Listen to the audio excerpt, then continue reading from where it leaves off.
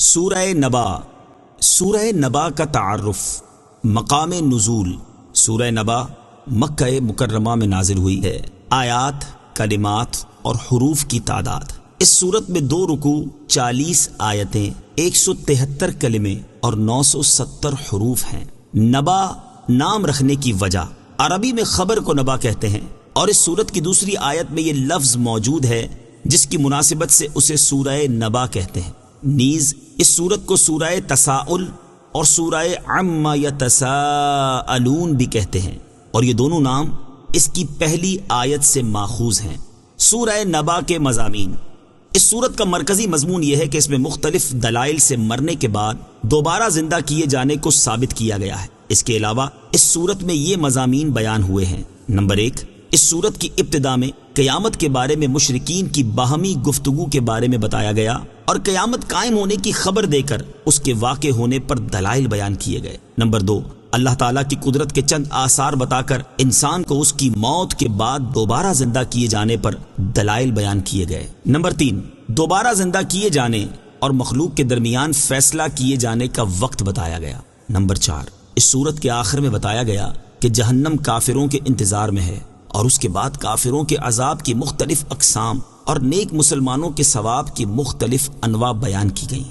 سورہ مرسلات کے ساتھ مناسبت.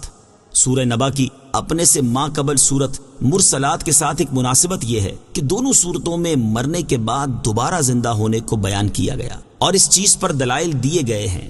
دوسری مناسبت یہ ہے کہ دونوں صورتوں میں جنت اور جہنم کے اوصاف، نیک مسلمانوں کی نعمتوں اور کافروں کے عذاب، قیامت کی ہولناکیاں اور اس کی صفات بیان کی گئی ہیں. بسم اللہ الرحمن الرحیم. ترجمہ: اللہ کے نام سے شروع جو نہایت مہربان رحمت والا ہے. عم يتساءلون عن النبأ العظيم الذي هم فيه مختلفون. ترجمہ: لوگ آپس میں کس چیز کے بارے میں سوال کر رہے ہیں؟ بڑی خبر کے متعلق جس میں انہیں اختلاف ہے. عم يتساءلون.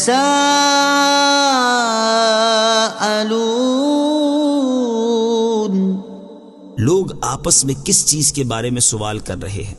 تفسیر صراط الجنان میں ہے، یعنی وہ کیا عظیم الشان بات ہے جس میں کفار قریش ایک دوسرے سے پوچھ گچھ کر رہے ہیں. اس کا پس منظر یہ ہے کہ جب نبی کریم صلی اللہ تعالی علیہ وآلہ وسلم نے کفار مکہ کو توحید کی دعوت دی اور مرنے کے بعد زندہ کیے جانے کی خبر دی اور قرآن کریم کی تلاوت فرما کر انہیں سنایا، تو انہوں نے ایک دوسرے سے گفتگو کرنا شروع کر دی اور ایک دوسرے سے پوچھنے لگے کہ محمد صلی اللہ تعالی علیہ وآلہ وسلم کیسا دین لائے ہیں. ان کی اس باہمی گفتگو کو یہاں بیان کیا گیا ہے، اور یاد رہے کہ اس آیت میں حقیقتاً سوال نہیں کیا گیا، کیونکہ اللہ تعالیٰ پر کوئی چیز بھی پوشیدہ نہیں، بلکہ اس بات کے عظیم الشان ہونے کی وجہ سے اسے استفہام کے پیرائے میں بیان فرمایا گیا ہے. عن النبأ العظیم. بڑی خبر کے متعلق. تفسیر صراط الجنان میں ہے، اس آیت اور اس کے بعد والی آیت میں وہ بات بیان فرمائی جا رہی ہے جس کے بارے میں کفار ایک دوسرے سے گفتگو کر رہے تھے. چنانچہ ارشاد فرمایا کہ وہ اس بڑی خبر کے بارے میں گفتگو کر رہے ہیں جس میں انہیں اختلاف ہے. بعض مفسرین کے نزدیک بڑی خبر سے قرآن پاک مراد ہے، اور اس میں اختلاف سے مراد یہ ہے کہ کفار میں سے کوئی تو قرآن پاک کو جادو کہتا ہے، کوئی شعر کہتا ہے، کوئی کہانت اور کوئی اور کچھ کہتا ہے. بعض مفسرین کا قول یہ ہے کہ بڑی خبر سے تاجدار رسالت صلی اللہ تعالی علیہ وآلہ وسلم کی نبوت اور آپ کا دین مراد ہے، اور اس میں اختلاف سے مراد یہ ہے کہ کفار میں سے کوئی سرکار دو عالم صلی اللہ تعالی علیہ وآلہ وسلم کو جادوگر کہتا ہے، کوئی شاعر اور کوئی کاہن کہتا ہے. اور بعض مفسرین یہ کہتے ہیں کہ بڑی خبر سے مرنے کے بعد زندہ کیے جانے کا مسئلہ مراد ہے، اور اس میں اختلاف سے مراد یہ ہے کہ بعض کافر تو اس کا قطعی طور پر انکار کرتے ہیں اور بعض کافر اس کے بارے میں شک میں ہیں. کلا سیعلمون ثم کلا سیعلمون. ترجمہ: خبردار وہ جلد جان جائیں گے، پھر خبردار وہ جلد جان جائیں گے. کلا سیعلمون. خبردار وہ جلد جان جائیں گے. تفسیر صراط الجنان میں ہے، اس آیت اور اس کے بعد والی آیت میں ارشاد فرمایا کہ کفار جیسی باتیں کر رہے ہیں در حقیقت ویسا ہے نہیں، اور جب قیامت کے دن اصل حقیقت کھل کر سامنے آ جائے گی تو اس وقت یہ اپنے انکار کا انجام جان جائیں گے۔ یہ پھر خبردار ہو جائیں کہ اس وقت وہ اپنے انکار کا انجام جان جائیں گے۔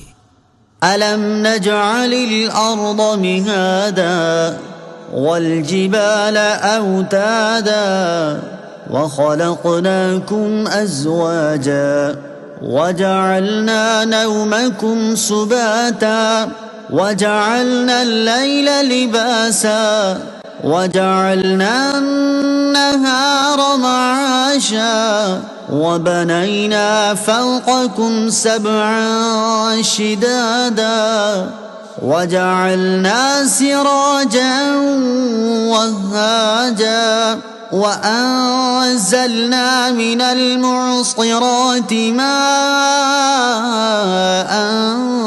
ثَجَّاجًا لِنُخْرِجَ بِهِ حَبًّا وَنَبَاتًا وَجَنَّاتٍ أَلْفَافًا۔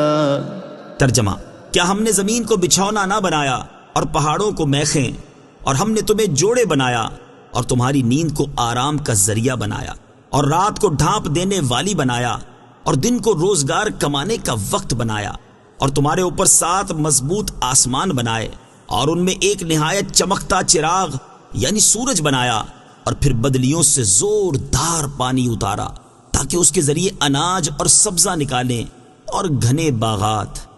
أَلَمْ نَجْعَلِ الْأَرْضَ مِهَادًا، کیا ہم نے زمین کو بچھونا نہ بنایا؟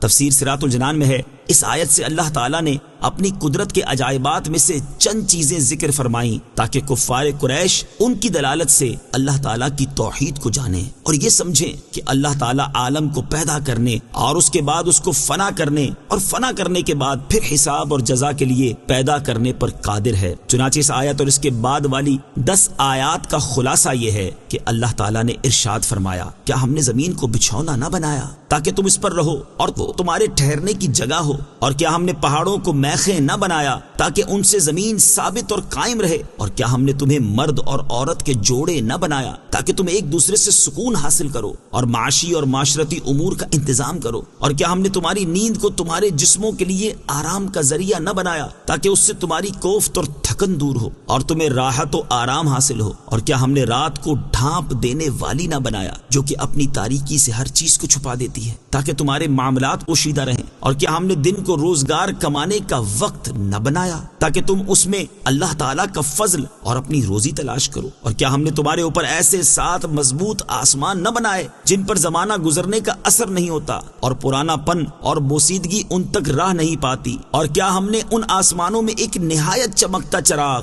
سورج نہ بنایا جس میں روشنی بھی ہے اور گرمی بھی، اور کیا ہم نے بدلیوں سے زوردار پانی نہ اتارا تاکہ اس کے ذریعے زمین سے انسانوں کے کھانے کے لیے اناج، جانوروں کے کھانے کے لیے سبزہ اور گھنے باغات نکالے۔ تو غور کرو کہ جس نے اتنی چیزیں پیدا کر دی وہ انسان کو مرنے کے بعد دوبارہ زندہ کر دے تو اس میں تعجب کی کیا بات ہے؟ نیز ان چیزوں کو پیدا کرنا حکیم یعنی حکمت والے کا فعل ہے، اور حکمت والے کا فعل ہرگز عبث اور بیکار نہیں ہوتا، اور مرنے کے بعد اٹھنے اور سزا و جزا کے انکار کرنے سے لازم آتا ہے کہ انکار کرنے والے کے نزدیک تمام افعال بیکار ہوں، حالانکہ یہ باطل ہے، اور جب بیکار ہونا باطل ہے تو مرنے کے بعد زندہ کیے جانے اور اعمال کی جزا ملنے کا انکار کرنا بھی باطل ہے۔ اس مضبوط دلیل سے ثابت ہو گیا کہ مرنے کے بعد اٹھنا ہے، اعمال کا حساب ہونا ہے اور ان کی جزا ضرور ملنی ہے، اور اس میں کوئی شک ہرگز نہیں۔ إن يوم الفصل كان ميقاتا يوم ينفخ في الصور فتأتون أفواجا۔ ترجمہ: بے شک فیصلے کا دن ایک مقرر کیا ہوا وقت ہے جس دن سور میں پھونک ماری جائے گی تو تم فوج در فوج چلے آؤ گے۔ إن يوم الفصل كان ميقاتا، بے شک فیصلے کا دن ایک مقرر کیا ہوا وقت ہے۔ تفسیر صراط الجنان میں ہے یعنی بے شک وہ دن جس میں اللہ تعالیٰ مخلوق کا فیصلہ فرمائے گا وہ اس کے علم میں ثواب اور عذاب کے لیے ایک مقرر کیا ہوا وقت ہے۔ يوم ينفخ في الصور جس دن سور میں پھونک ماری جائے گی۔ تفسیر صراط الجنان میں ہے، ارشاد فرمایا کہ فیصلے کا دن وہ ہوگا جس دن سور میں دوسری بار پھونک ماری جائے گی تو تم اپنی قبروں سے حساب کے لیے حساب کی جگہ کی طرف فوج در فوج چلے آؤ گے۔ اس حالت کو بیان کرتے ہوئے ایک اور مقام پر ارشاد فرمایا وَنُفِخَ فِي الصُّورِ فَإِذَا هُم مِّنَ الْأَجْدَاثِ إِلَىٰ رَبِّهِمْ يَنسِلُونَ۔ ترجمہ، اور سور میں پھونک ماری جائے گی تو اسی وقت وہ قبروں سے اپنے رب کی طرف دوڑتے چلے جائیں گے۔ اور ارشاد فرمایا وَنُفِخَ فِي الصُّورِ فَجَمَعْنَاهُمْ جَمْعًا۔ ترجمہ، اور سور میں پھونک ماری جائے گی تو ہم سب کو جمع کر لائیں گے۔ وَفُتِحَتِ السَّمَاءُ فَكَانَتْ أَبْوَابًا وَسُيِّرَتِ الْجِبَالُ فَكَانَتْ سَرَابًا۔ ترجمہ، اور آسمان کھول دیا جائے گا تو دروازے بن جائے گا، اور پہاڑ چلائے جائیں گے تو وہ ایسے ہو جائیں گے جیسے باریک چمکتی ہوئی ریت جو دور سے پانی کا دھوکہ دیتی ہے۔ وَفُتِحَتِ السَّمَاءُ،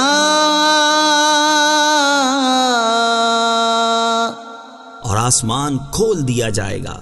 تفسیر صراط الجنان میں ہے، یعنی قیامت کے دن آسمان کھول دیا جائے گا تو وہ کثیر دروازوں والا ہو جائے گا، اور اس میں ایسے راستے بن جائیں گے جن سے فرشتے اتریں گے۔ اسی بات کو صراحت کے ساتھ ایک اور مقام پر بیان کیا گیا ہے، چنانچہ ارشاد فرمایا کہ وَيَوْمَ تَشَقَّقُ السَّمَاءُ بِالْغَمَامِ وَنُزِّلَ الْمَلَائِكَةُ تَنزِيلًا۔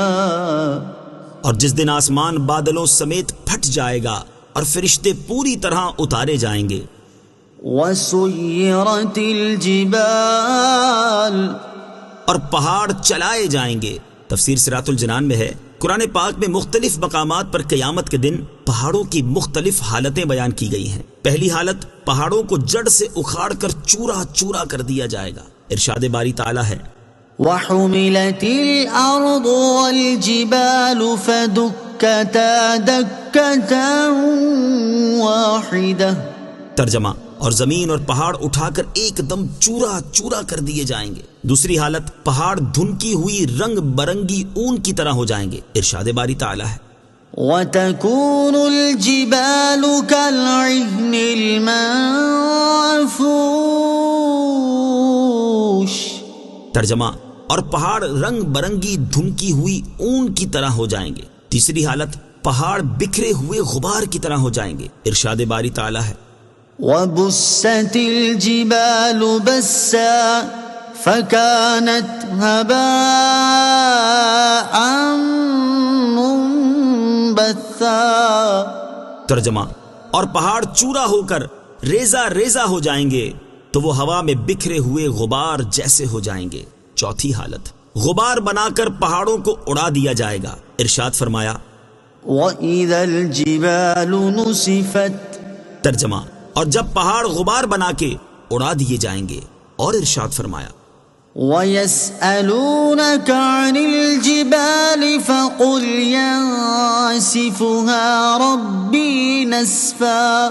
ترجمہ، اور آپ سے پہاڑوں کے بارے میں سوال کرتے ہیں، تم فرماؤ انہیں میرا رب ریزہ ریزہ کر کے اڑا دے گا۔ پانچویں حالت، غبار بن کر اڑنے کے بعد پہاڑ تیزی سے چل رہے ہوں گے لیکن دیکھنے میں ٹھہرے ہوئے لگیں گے۔ ارشاد فرمایا کہ وَتَسِيرُ الْجِبَالُ سَيْرًا۔ ترجمہ، اور پہاڑ تیزی سے چلیں گے۔ اور ارشاد فرمایا وَتَرَى الْجِبَالَ تَحْسَبُهَا جَامِدَةً وَهِيَ تَمُرُّ مَرَّ السَّحَابِ۔ ترجمہ، اور تو پہاڑوں کو دیکھے گا انہیں جمے ہوئے خیال کرے گا حالانکہ وہ بادل کے چلنے کی طرح چل رہے ہوں گے۔ چھٹی حالت، جب پہاڑ چلائے جائیں گے تو وہ دیکھنے والے کی نظر میں ایسے ہو جائیں گے جیسے باریک چمکتی ہوئی ریت جسے دور سے دیکھا جائے تو یوں لگتا ہے جیسے پانی ہے، حالانکہ وہ پانی نہیں ہوتی۔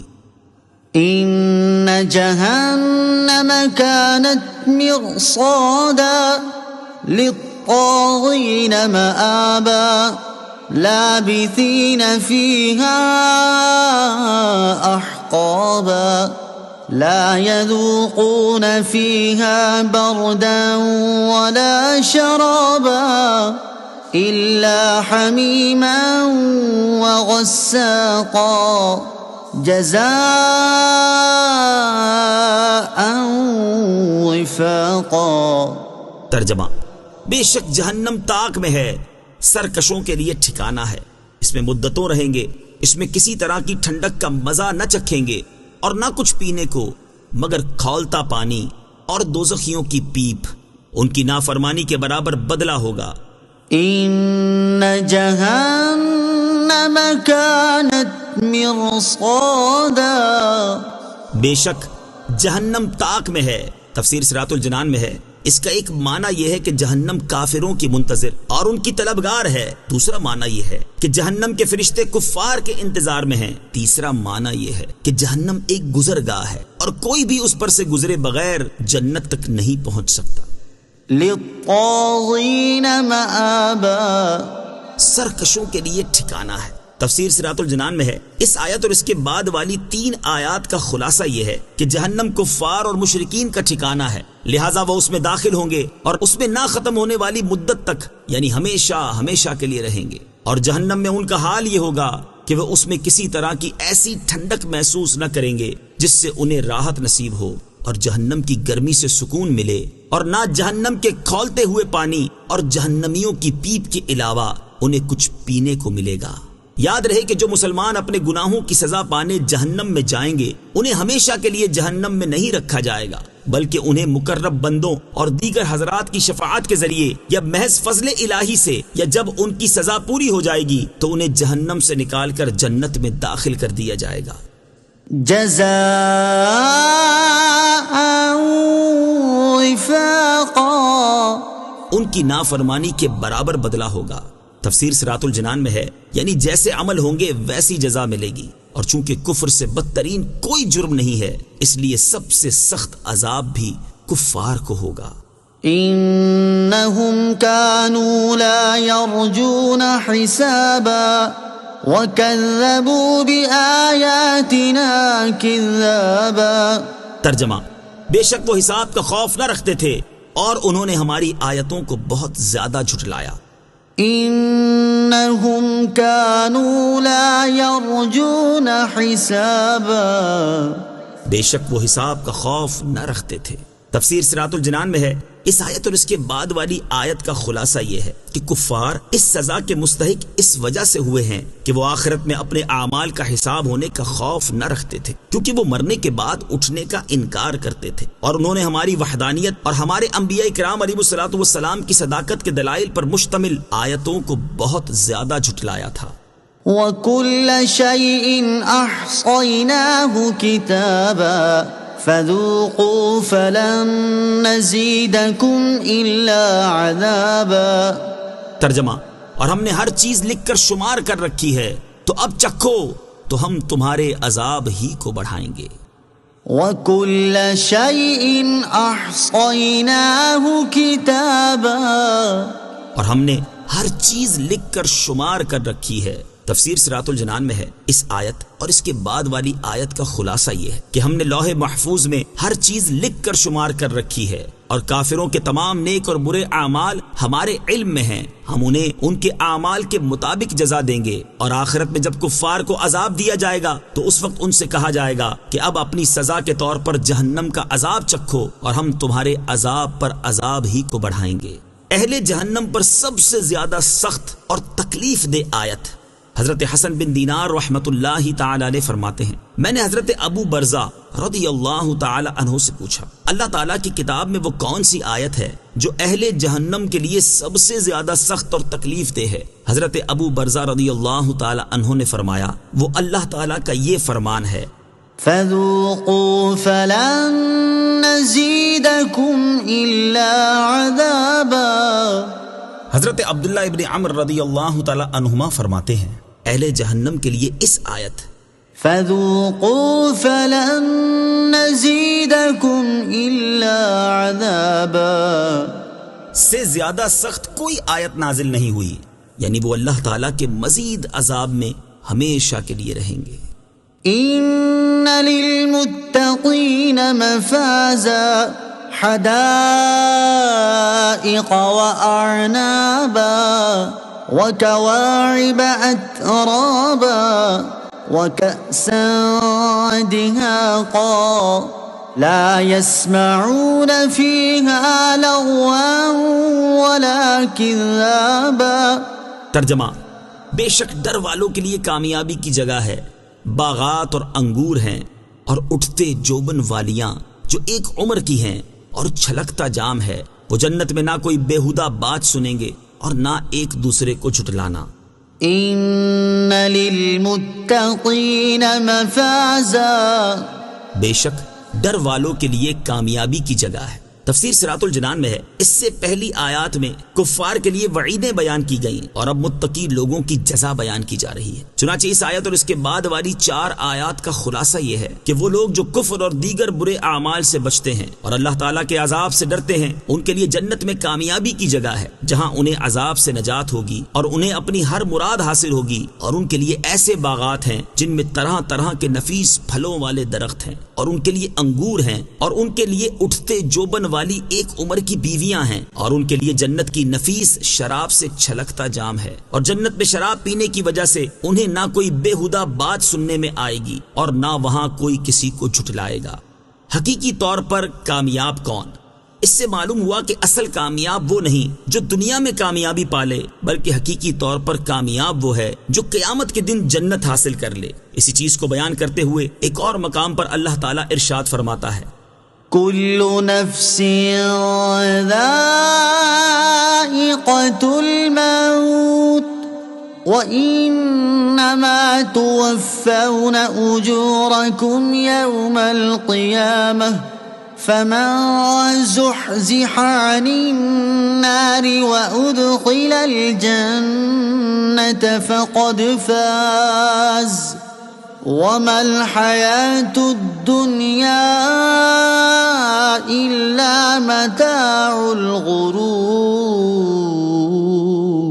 ترجمہ: ہر جان موت کا مزہ چکھنے والی ہے، اور قیامت کے دن تمہیں تمہارے اجر پورے پورے دیے جائیں گے. تو جسے آگ سے بچا لیا گیا اور جنت میں داخل کر دیا گیا تو وہ کامیاب ہو گیا، اور دنیا کی زندگی تو صرف دھوکے کا سامان ہے. لہٰذا ہر مسلمان کو چاہیے کہ وہ ایسے اعمال کرے جس سے دنیا میں بھی سرخرو ہو اور آخرت میں بھی اللہ تعالیٰ کے فضل و رحمت سے جنت اور اس کی ابدی نعمتیں حاصل کر لے. جزاء من ربك عطاء حسابا. رب السماوات والأرض وما بينهما الرحمن لا يملكون منه خطابا. يوم يقوم الروح والملائكة صفا لا يتكلمون إلا من أذن له الرحمن وقال صوابا.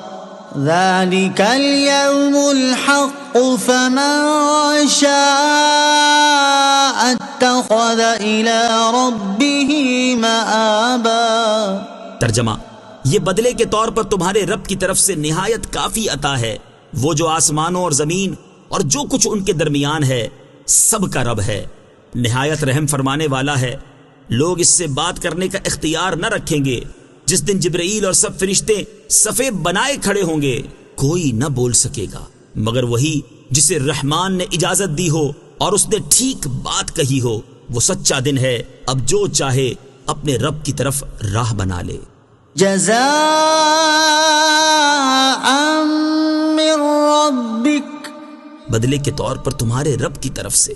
تفسیر صراط الجنان میں ہے. اس آیت اور اس کے بعد والی 2 آیات کا خلاصہ یہ ہے کہ اللہ تعالیٰ نے اپنے اطاعت گزار بندوں سے جو وعدہ فرمایا ہے، یہ اس وعدے کے مطابق تمہارے اعمال کے بدلے کے طور پر تمہارے رب عز و جل کی طرف سے نہایت کافی عطا ہے. اور تمہارا رب عز و جل وہ ہے جو آسمانوں اور زمین اور جو کچھ ان کے درمیان ہے سب کا رب عز و جل ہے اور وہ نہایت رحم فرمانے والا ہے۔ اور جس دن حضرت جبرائیل علیہ السلام اور سب فرشتے صفے بنائے کھڑے ہوں گے تو اس دن لوگ اللہ تعالیٰ کے روب و جلال اور خوف کی وجہ سے اس سے مصیبت دور کرنے اور عذاب اٹھا دینے کی بات کرنے کا اختیار نہ رکھیں گے۔ البتہ جسے رحمان عز و جل نے کلام کرنے یا شفاعت کرنے کی اجازت دی ہو اور اس نے دنیا میں ٹھیک بات کہی ہو اور اسی کے مطابق عمل کیا ہو تو وہ اللہ تعالیٰ کی بارگاہ میں کلام کر سکے گا۔ بعض مفسرین نے فرمایا ہے کہ ٹھیک بات سے کلمہ طیبہ لا الہ الا اللہ